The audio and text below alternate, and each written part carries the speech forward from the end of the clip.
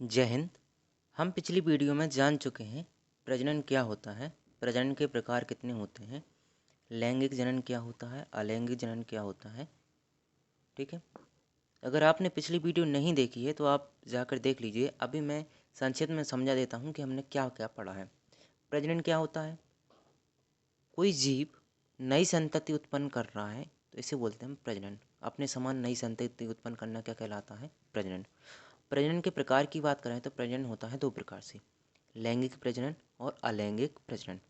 हमने अलैंगिक प्रजनन के बारे में पूरी तरह पढ़ लिया था। अलैंगिक प्रजनन भी होता है तीन प्रकार से, जो हमें चैप्टर में दिया है, मुकुलन, कायिक और विखंडन। ठीक है, अब लैंगिक प्रजनन की बात करें तो हमने लैंगिक प्रजनन पढ़ लिया था पौधों में।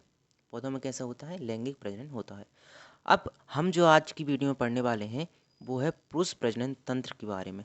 जब हम पुरुष प्रजनन तंत्र पढ़ लेंगे उसके बाद में हम पढ़ेंगे कि मनुष्य में प्रजनन कैसे होता है। लेकिन उससे पहले हमें पढ़ना पड़ेगा मादा प्रजनन तंत्र क्या होता है, और इसके बाद हम जानेंगे नसबंदी क्या होती है। चलिए शुरू करते हैं। सबसे पहले आप यहाँ पे दो संरचनाएं देख रहे हैं। कन्फ्यूज होने की ज़रूरत नहीं है, दो संरचनाएं नहीं है, ये एक ही चित्र है। वो किसका है? नर जनन तंत्र का है। ठीक है, बस बात फ़र्क इतना है कि ये साइड मिरर है और ये फ्रंट मिरर है। मतलब अगर हम साइड से देखें तो कुछ इस तरह दिखाई देगा और फ्रंट देखेंगे कुछ इस तरह दिखाई देगा। अब हम कहीं का एक डिस्कस कर लेते हैं, दोनों ही उसमें डिस्कस हो जाएंगे। देखिए, अब हम करते हैं साइड वाला अच्छा दिखाई दे रहा है। सबसे पहले आप यहाँ पे एक देखिए, एक थैलीनुमा संरचना दिख रही है। ये थैलीनुमा संरचना बनती कैसे, सबसे पहले इसकी बात करते हैं। देखिए, आपको पता होगा कि हमारे शरीर में पाई जाती है किडनी। क्या पाई जाती है? किडनी। किडनी का काम होता है हमारे रक्त को छानना। क्या है? हमारे जो ब्लड होता है उसको छानने का काम कौन करता है? किडनी करती है। अब जो ब्लड में से बेस्ट पदार्थ होते हैं उनको ये इस थैली में इकट्ठे करते जाते हैं और मूत्राशय मार्ग से बाहर कर देते हैं। इसलिए इसका नाम क्या है? मूत्राशय। क्या है? मूत्राशय। यानी बेस्ट पदार्थ को एकत्रित करते रहते हैं। और दूसरी बात ये होती है कि हमारे जो लीवर होता है वो बनाता है क्या? हमारे शरीर में बनती है अमोनिया। क्या बनती है? अमोनिया। तो हमारा जो लीवर होता है वह अमोनिया को यूरिया में कन्वर्ट कर देता है, उसको भी यहाँ पे मूत्राशय में भेज देता है और वो हम बाहर कर देते हैं। अब उससे अभी हमें उससे तो कोई मतलब है नहीं, क्योंकि हम ग्रंथि चैप्टर नहीं पढ़ रहे हैं या फिर हम लीवर के बारे में नहीं पढ़ रहे हैं। तो अभी हम बात करते हैं जिसके बारे में हम बात कर रहे हैं, नर जनन तंत्र के बारे में। ठीक है, अब दूसरी बात हम नीचे से शुरू करते हैं। तो आपको यहाँ दिख रहा होगा, ये है वृषण। ये जो संरचना देख रहे हैं आप, ये हमारे पास है वृषण। और वृषण जिस थैले में भरा हुआ है या रखा हुआ है उसे बोलते हैं वृषण कोश। क्या बोलते हैं? वृषण कोश। अब जो वृषण है, वृषण बनाता है शुक्राणु, और शुक्राणु को ले जाने की काम करती है एक नली, इसलिए इसका नाम होता है शुक्रवाहिका। क्या नाम होता है? शुक्रवाहिका। और ये हमारे पास यहाँ क्या बन रहा है? मूत्राशय बन रहा था। मूत्राशय कहाँ रखा रहा था? इस थैली में।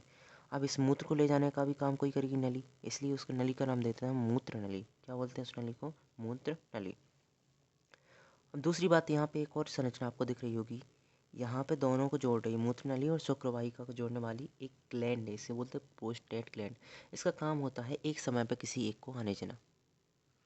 या तो उस समय पे मूत्र आएगा, उस समय पे इस पर यानी शुक्राणु आएगा। उसका काम रोकने का कौन होता है? प्रोस्टेट ग्लैंड का काम होता है। अब आगे की बात करिए, पूरा का पूरा जो भाग आपको दिख रहा है, बाहरी भाग होता है, इसको बोलते हैं सिसिन, या फिर हिंदी में बोलते हैं लिंग। सिसिन या लिंग बोलते हैं।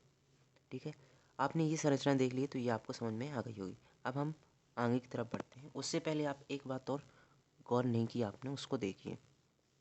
आप यहाँ पे क्या देख रहे हैं? ये जो हमारे पास में क्या है? वृषण कोश है। ये बाहर क्यों होता है? आपने कभी सोचा है? आपने पढ़ा होगा तो ये बाहर क्यों होता है? इसके बाहर होने का कारण एक होता है कि देखिए, जो वृषण होता है, वृषण का काम क्या होता है? स्पर्म अर्थात शुक्राणु का निर्माण करना। शुक्राणु का निर्माण करना। आपको पता होगा कि हमारा जो शरीर होता है इसका टेम्परेचर लगभग 37 डिग्री के आसपास होता है। कितना होता है? 86 डिग्री के आसपास होता है। अब जो हमारा वृषण होता है उसका काम होता है शुक्राणु का निर्माण करना। और जो वृषण होता है यह 37 डिग्री पर काम नहीं कर सकता, इसलिए बहुत हाई हो जाता है, इसलिए उसको कम करने के लिए शरीर से बाहर आ जाता है। कहाँ पाया जाता है? इसलिए जो वृषण कोष होता है ये शरीर के बाहर पाया जाता है, क्योंकि इसको इतने ज़्यादा टेम्परेचर की ज़रूरत नहीं होती है। इसका आप जान चुके हैं। चलिए हम आगे देखते हैं। ये हमारे पास में वृषण है। अब वृषण का काम क्या होता है? वृषण का काम होता है शुक्राणु का निर्माण करना। किसका निर्माण करना है? शुक्राणु, या फिर इसको ही बोलते हैं हम स्पर्म बोलते हैं। अब सोचने वाली बात ये आती है कि ये शुक्राणु का निर्माण कैसे करता है? कोई चीज़ तो होगी जो इसकी सहायता करती होगी। हाँ, बिल्कुल सही है। देखिए, जो वृषण होता है, वृषण को हम बोलते हैं टेस्टिस। क्या बोलते हैं? टेस्टिस। मैं ये नाम इंग्लिश में इसलिए बता रहा हूँ क्योंकि यहाँ से हम एक और टर्म याद करने वाले हैं। टेस्टिस है तो आप टेस्टिस से याद रखिए टेस्टोस्टेरॉन। टेस्टोस्टेरॉन। टेस्टोस्टेरॉन एक हार्मोन है। क्या है? हार्मोन। यह उत्तेजन करता है, हमको क्या करता है? उत्तेजित करता है। साथ ही हमारे शरीर में शुक्राणु के निर्माण में भी सहायता प्रदान करता है। कौन करता है? टेस्टोस्टेरॉन नामक हार्मोन। जब हम हार्मोन पढ़ेंगे तब इसके बारे में हम अच्छे से डिस्कस करेंगे। अभी ये आप जान लीजिए, टेस्टोस्टेरोन हार्मोन का काम होता है शुक्राणु का निर्माण करना। ठीक है, अब हम आगे बढ़ते हैं। आप यहाँ पे क्या दिख रहा है? आपको यहाँ पे दिखाई दे रहा है स्पर्म, यानी हमारा जो शुक्राणु होता है उसकी संरचना दिखाई दे रही है। देखिए, जो हमारा शुक्राणु होता है इसके बारे में अक्सर क्वेश्चन आंसर पूछ लेते हैं एग्जाम में। जब मैं पढ़ाई करता तब मेरे बोर्ड एग्जाम में भी ये पूछा था, उससे 2 साल पहले ही पूछा था। अगर हम देखें, मैंने पिछले 5 से 6 साल के रिवीजन पेपर लगाए थे जो प्रीवियस ईयर थे, तो उसमें मैंने देखा था हर 1 या 2 साल के गैप के बाद ये ज़रूर पूछ रहे थे कि स्पर्म अर्थात शुक्राणु का नामांकित चित्र बनाइए और समझाइए। लगभग 4 नंबर का आता है, तो आप इसको अच्छे से देखिए कि इसमें है क्या क्या संरचना, उसको अच्छे से देखिए। सबसे पहले है इसका हेड, यानी सिर है। इसकी सिर की संरचना होती है एक शंकु के समान। किसके समान होती है? शंकु के समान। अब जो इसका सिर होता है उसमें पाया जाता है न्यूक्लियस अर्थात केंद्रक, और केंद्रक का आपको पता होगा, केंद्रक में पाया जाता है डीएनए। ठीक है, और डीएनए में पाए जाते हैं जीन। अब जीन का काम क्या होता है? एक पीढ़ी से दूसरी पीढ़ियों में गुणों का स्थानांतरण कौन करता है? जीन ही तो करते हैं। तो वो कहाँ पाए जाते हैं? न्यूक्लियस में। अब दूसरी बात यहाँ पे देखने योग्य ये है कि इसके यहाँ पे पाए जाते हैं एक माइटोकॉन्ड्रिया। क्या है ये? माइटोकॉन्ड्रिया। और हम पढ़ चुके हैं माइटोकॉन्ड्रिया के काम के बारे में। कहाँ पढ़ा है हमने? कोशिका वाले चैप्टर में। कोशिका में हमने पढ़ा था माइटोकॉन्ड्रिया को ऊर्जा ग्रह कहते हैं। ऊर्जा ग्रह, पावर हाउस कहते हैं, क्योंकि ये क्या करता है? ऊर्जा प्रदान करता है। मतलब स्पर्म को ऊर्जा प्रदान कौन करता है? माइटोकॉन्ड्रिया। कौन करता है? माइटोकॉन्ड्रिया। दूसरी बात यह है प्लाज्मा मेम्ब्रेन। मेम्ब्रेन का मैंने पहले बताया था, मेम्ब्रेन का मतलब होता है पतली झिल्ली। यह होती है इसकी पूंछ। क्या होती है? इसकी पूंछ होती है। इसका काम क्या होता है? इसको आगे बढ़ने में मदद करती है। मतलब एक स्थान से दूसरे स्थान में जाने में कौन मदद करता है? पूंछ करती है। अब आपका क्वेश्चन ये होगा कि ये कहाँ जाता है? तो देखिए, इसके बारे में हम अलग से डिस्कशन करेंगे जब हम मादा जनन तंत्र पढ़ेंगे कि उसमें निषेचन कैसे होता है। उसके बाद हम बताएंगे कि स्पर्म का काम क्या होता है, इस पूंछ का काम कितना महत्वपूर्ण है। अगर ये पूंछ ना हो तो कुछ ना हो। ठीक है, अब यहाँ पे एक और हमारी संरचना रह गई है, वो है एक्रोसोम। ये एक्रोसोम क्या होता है? देखिए, एक्रोसोम एक एंजाइम होता है। इसका काम होता है जो हमारे स्पर्म के अंदर डीएनए पाए जा रहे हैं। ठीक है, अर्थात हमारा स्पर्म क्या है? एक गैमीट है। और एक गैमीट हम पढ़ेंगे किसमें? मादा जनन तंत्र में पढ़ेंगे। उसमें पाया जाता है अंडाणु। मान के चलिए ये हमारे पास में अंडाणु है। क्या है हमारे पास में? ये मान के चलिए अंडाणु है। अब इस एक्रोसोम का काम होता है, जैसे ही ये स्पर्म इसके इस संपर्क में आएगा, एक्रोसोम छोड़ेगा, इसके अंडाणु को पतला करेगा और इसका डीएनए इसके अंदर छोड़ देगा। तो क्या होगा? फिर होगा युग्मनज का निर्माण। किसका ये निर्माण होगा? युग्मनज का निर्माण होगा। ठीक है, इसके बारे में हम अलग से डिस्कशन करेंगे जब हम मादा जनन तंत्र पढ़ेंगे।